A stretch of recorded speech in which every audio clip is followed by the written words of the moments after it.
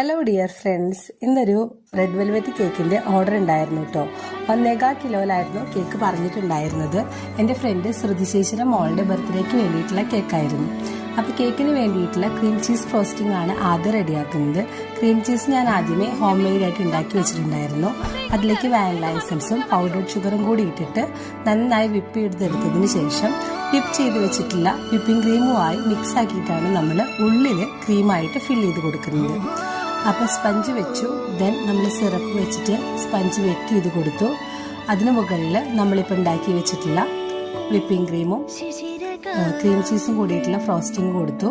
Then condensed milk, chopped white chocolate തുടങ്ങിയവയാണ് ഞാൻ filling ആയിട്ട് കൊടുത്തിട്ടുണ്ടായിരുന്നത്.